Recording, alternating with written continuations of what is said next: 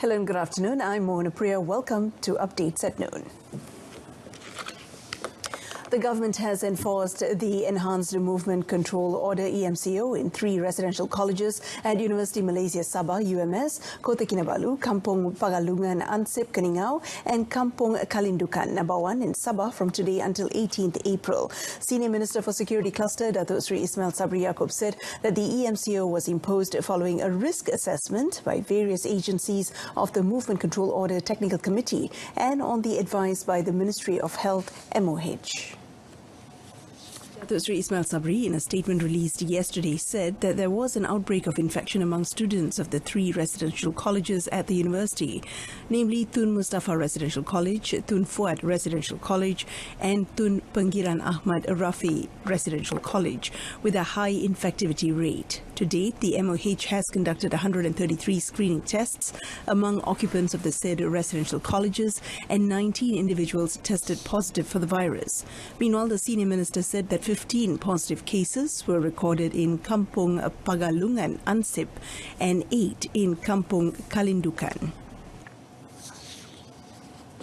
Malaysia will continue to use the AstraZeneca COVID-19 vaccine as the incidents involving the vaccine are rare and the benefits outweigh the risks. Health Director General Tan Sri Dr. Nur Hisham Abdullah, however, noted that the country needs to be more careful with the usage of the vaccine because of blood clots and fatalities reported in other countries.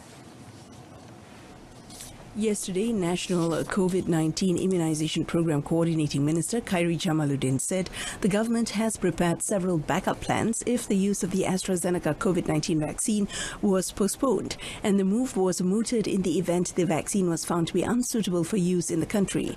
Meanwhile, Tan Sri Dr. Nur Hisham said the Health Ministry is looking at the best method to forge cooperation with other government departments and agencies to empower the National COVID-19 Immunization Program in rural areas to ensure residents receive their vaccine jabs.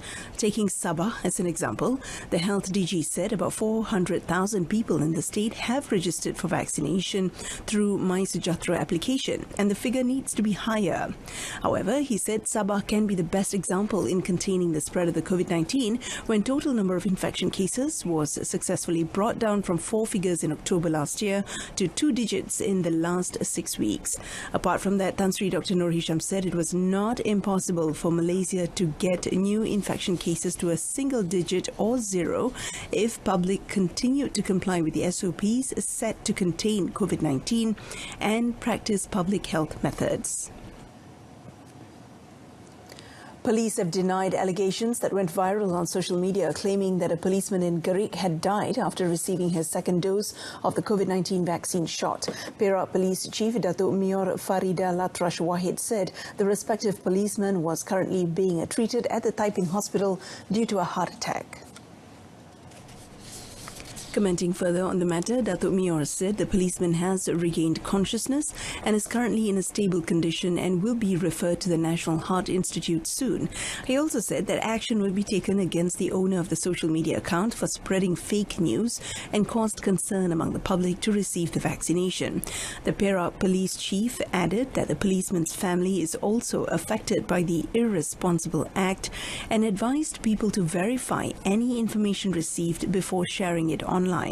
Earlier, a Facebook post under the name of Junaida June went viral after claiming that a policeman in Gerik had died after receiving the COVID-19 vaccination. The Ministry of Federal Territories is mulling to continue implementing the River of Life or ROL program to ensure the rivers in the federal capital remain clean and beautiful on par with those of developed countries. Its Minister Tan Sri Anwar Musa said plans for the implementation of ROL 2.0 would encompass the aspects of development, beautification and the methods of controlling major floods in the federal capital. Elaborating further, Tan Sri Anwar said discussions with various quarters, including the private sector, are underway to avoid dependence on government funds. He also said that currently several companies, including from the private sector, had been called to table working papers on the matter and their recommendations would be studied. In addition, he said Kuala Lumpur City Hall is studying the size of the government reserve land along the rivers from Brickfields to the border of Selangor, which would be involved in the project. At the same time, he said his ministry is also looking at how to intensify the enforcement of the laws in an effort to control pollution and safeguard rivers. According to Tan Sri Anwar, all river beautification efforts would be futile as long as the public did not appreciate and maintain the cleanliness of rivers. And on another note, Tan Sri Anwar said 1 million trees will be planted in the federal territories of Kuala Lumpur, Putrajaya and Labuan in stages beginning this year until 2025 under the Malaysia Greening Program themed Green Region, Sustainable Region.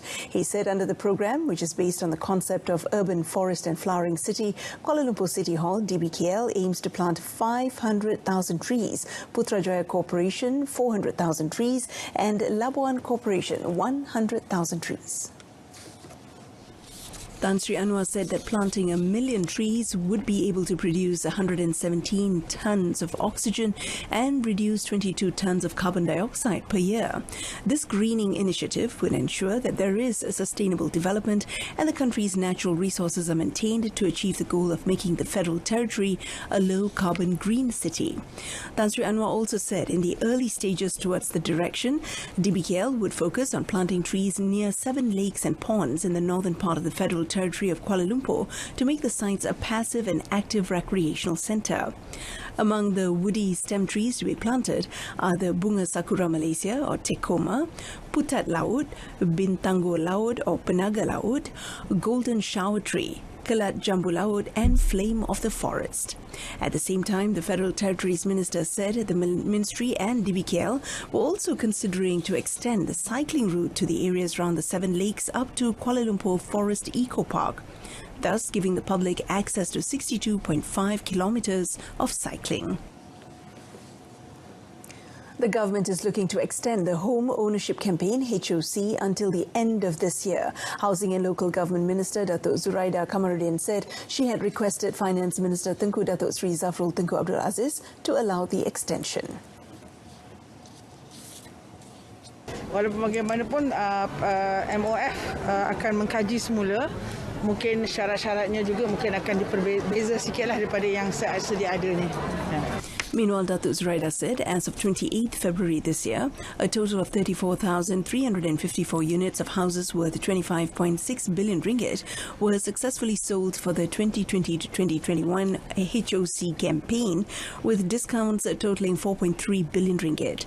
The HOC in 2020 was implemented with stamp duty exemption, as well as a 10% discount for eligible applicants to purchase houses worth 300,000 ringgit to 2.5 million ringgit. But first we begin on the local front. Johor Darul Takzim 2 or JDT2 put on a 5-star display to hammer the FAM NSC project squad 5-0 in the only Premier League match of the day at the UITM Stadium in Shah Alam last night. Import striker Fernando Rodriguez Ortega made an explosive impression by scoring a hat-trick in the match. The first half saw JDT2 go on a rampage as they laid a siege on the FAM NSC project squad's goalmouth. And when JDT2 finally found the net in the 31st minute through Fernando Rodriguez Ortega, it opened the floodgates. Just a minute later, JDT2 skipper Nicolas Alberto Fernandez beat FAM NSC project squad goalkeeper Mohammad Nabil Ashraf Ramli to double their lead. JDT2 then made it 3-0 in the first half injury time, courtesy of defender Mohammad Firdaus Ramli. The second half saw Rodriguez Ortega complete his hat-trick when he netted 2 more goals in 2 minutes, 56th and 58th, to wrap up a comfortable 5-0 win for JDT2. JDT2 continued to retain its seat at the top of the league, while FAM NSC project squad remain at the bottom without any wins so far.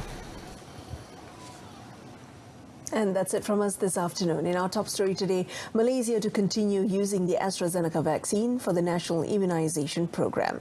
News at 10 comes on this evening on My Freeview's Berita RTM news channel, or you can also catch us on the RTM Clicks mobile app or website. I'm Mohana Priya. Thanks for company.